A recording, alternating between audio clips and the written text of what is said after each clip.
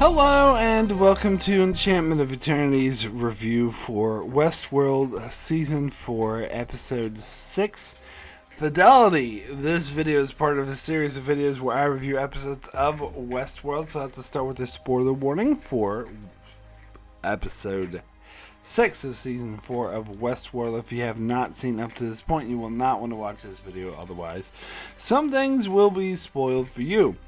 So, this was a pretty good episode. I enjoyed it. It wasn't like what you would call like an amazing edge of your seat or, absolutely thrilling, important episode that gives away all the information, but it, adds to the story nicely. Really gives us some good character story, and there's some suspenseful moments in this episode. So it begins with the flashback to when Frankie was a kid and the world was taken over by Charlotte, and they're looking for outliers, and they meet Jay as a young man, and he's an outlier that they go rescue. Now, this was a very intense scene. I absolutely loved when everyone froze, and so they had to pretend to be frozen as well. But then that one dude, fly flew in his eyes, and he couldn't help it. It was a natural response to blink, but that gave away that he was not one of those under their control, and so the host sprung on him. Now, I gotta say, as soon as I saw that Frankie, her mother, were with some random guy, I knew that random guy was gonna die. I just kind of knew that, and that they were with Jay, and of course we knew Jay would grow up, so I knew that the random dude would get died, but that was still a super intense scene, and really showed like the beginnings of this rebellion and really what they were really up against. And I think someone said in another video I watched that this was California. I think that might be right. I think this is definitely different than New York City, so it does show that Hale's kind of got that control pretty much everywhere, because it had those little things and traffic lights or whatever that was making the noise that controlled people. So and we also she said in the previous episode that her control wasn't really complete for another generation, so might have been in the early days before she had really full control, which is how they were able to break out the outliers.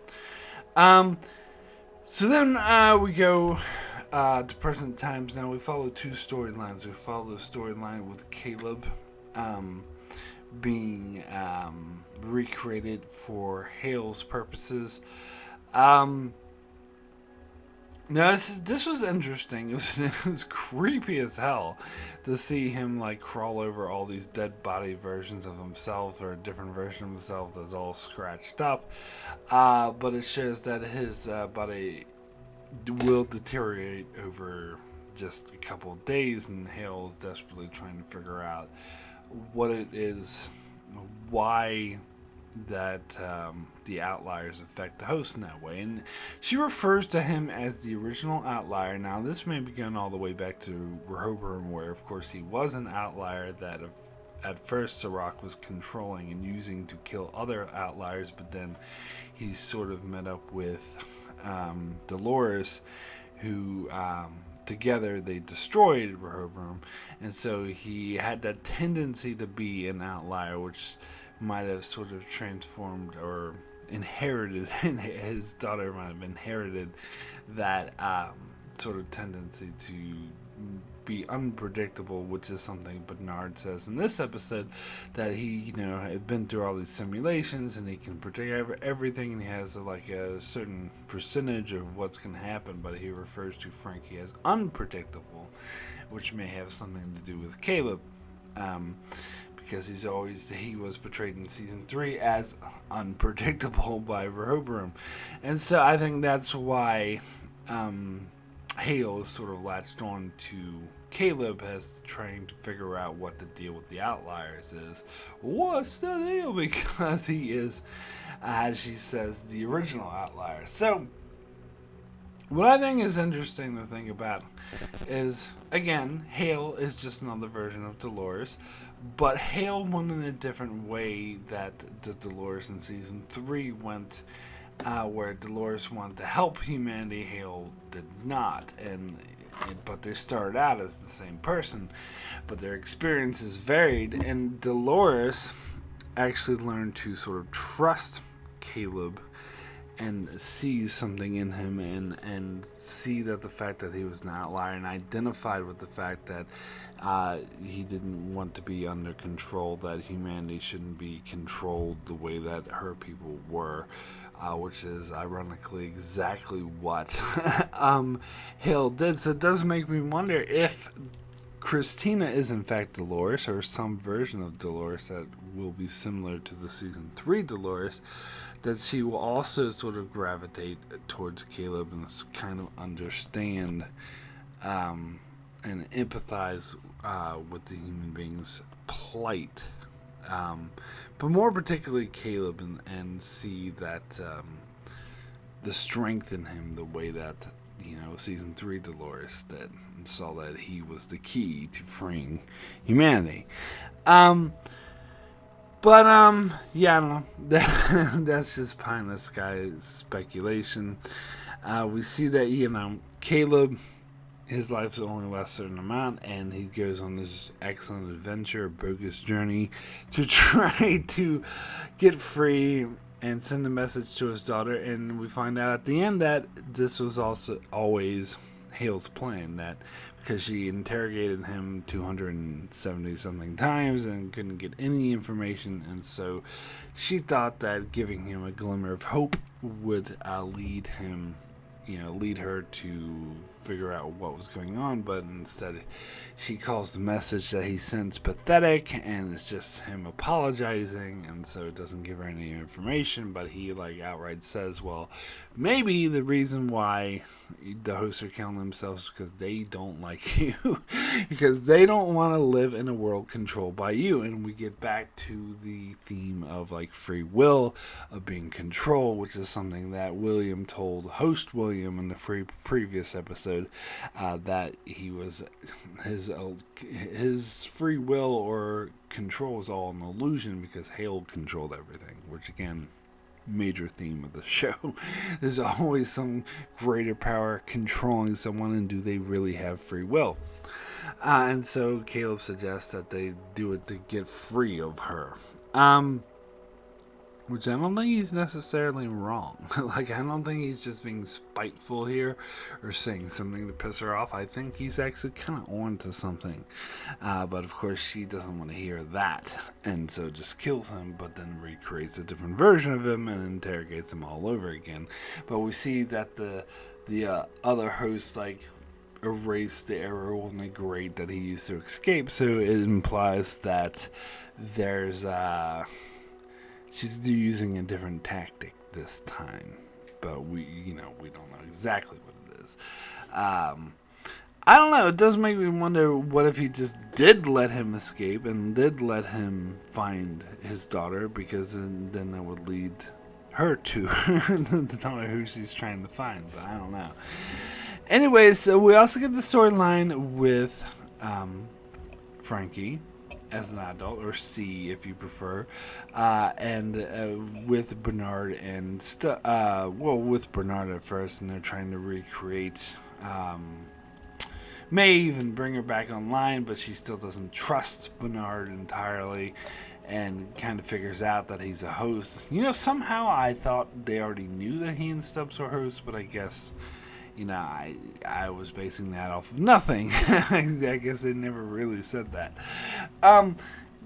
And then, Bernard says a lot of interesting things about, there's a 60% chance when Maeve wakes up, she'll agree with their plan, and the other 40%, she's not having a good day, or whatever, wakes up on the bad side.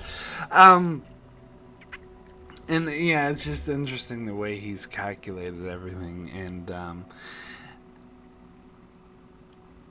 don't know, I did find it a little frustrating that she still wouldn't trust him. But Bernard did talk about how they need to get May back online before her friends got back, so it was implying that he knew that they would impede them in some way. And then, sure enough, when their friends get back, she immediately goes to, oh, they're betraying us because they're like, oh, they knew we were coming, and so they must be spies, which is really stupid and short-sighted of them. But Jay, from the get-go, is like, we should destroy Maeve, we should kill her. Why are you bringing her online? Destroy, kill. So, suspicious from the beginning. It made me, suspect him most of all, because Bernard pointed out that one of them has been infiltrated, like one of them has been taken over by Hale. He doesn't know which one, because it's always different in every simulation. Which is convenient for the plot, so they can keep it a mystery. Seems like Bernard knows everything else, but when the plot wants to make it a mystery, they have to be like, oh no, I've seen so many possibilities, I don't know which was one. But anyway, he said one time it was even Stubbs. I like the Stubbs looked at him like, what? And so she, takes out an advisement that still has Stubbs and Bernard locked up, and Jay actually goes to her, if I recall correctly, and says that, oh, I think one of us has been infiltrated, and I think he's smart enough to know that she's thinking the same thing, so he wants to be proactive to get suspicion away from himself, being like, oh, you're the only one I can trust.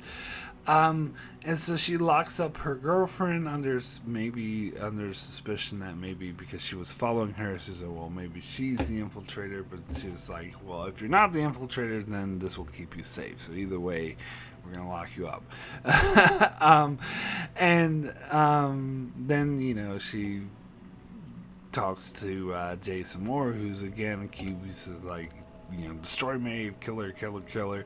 And finally he, says that you're like a sister to me, which is one of the purposes of the flashback, because in the flashback, she said you could be like my brother. She's like, I'm not your brother, my real brother's dead, and he, walks away, and apparently he's a bit of an asshole in this timeline and doesn't really have that close of relationship with her, so this host kind of fucked up. And I kind of knew, when he said you're like a sister to me, I was like, aha. I've picked it up at the same time Frankie did, or C. And so when she smashed him with the head with the bottle, I was like, okay, so now's the time she's gonna attack him, and she smashed him over the head with the bottle. I was like, yep. Saw that coming, and it was in fact the host. And then Caleb's message starts to come in, but she only hears part of it, enough to know that he's still alive, which is kind of misleading because he's kind of not really still alive, but now she and Maeve thinks that he is. So she manages to defeat this Jay infiltrator with the help of Maeve, who she had apparently had brought back online, against no one's knowledge. And then they set up for, Maeve saying, now we're going to finish what we started and we got to take them down. Is really excited for the next batch of episodes.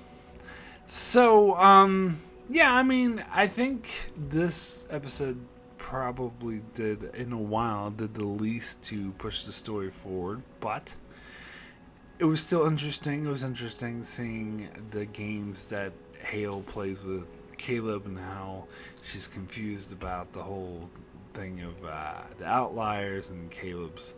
It was really creepy, his whole journey crawling over dead bodies of himself. And the flashback was good too. Again, really creepy, seeing everyone frozen, and really suspenseful in the Bernard storyline, thinking that they might, because they don't trust Bernard, they could end the humanity, and if they destroyed Maeve like Jay wanted to, then that would have been their shots. And I do wonder if C caught on to the fact that Jay was so gung-ho about destroying Maeve that's actually what Hale wants, because they don't want that weapon used against them. And maybe that's part of what tipped her off, or got her at least a little suspicious of him, and was watching him closely. to see if he would give himself away, which he did.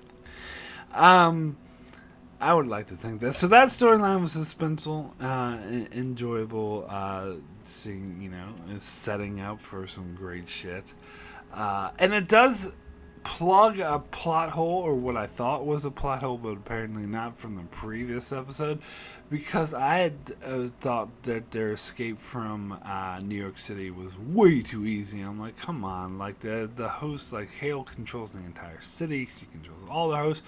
How are they getting away so easy? And of course, the answer is she wanted them to get away because she had an infiltrator planted with them, and now I was like, makes so much more sense how they got away, because she let them. So, plot hole plugged, or revealed there was never a plot hole in the first place. But anywho, my rating for Fidelity out of 10, I'm gonna give this an 8 as well. Extremely good. I was almost gonna go for 7 because I don't think it's as good as last week's episode, but I still think it was really intriguing and really creepy, and the tone was definitely creepy, and it was a great setup for what's to come. Some good character beats in here, so I'll still give it an 8, even though not quite as good as last week, but still in the range of 8. So that's it for my review of Fidelity. So I shall be back next week and the following week to finish my coverage of Season 4 of Westworld. And also check out my channel as I cover many other shows, such as all kinds of Star Trek videos and other shows like Star Wars Rebels, The Expanse, Better Call Saul, and more. So be sure to subscribe so you can keep up with all of that. And thanks a lot for watching.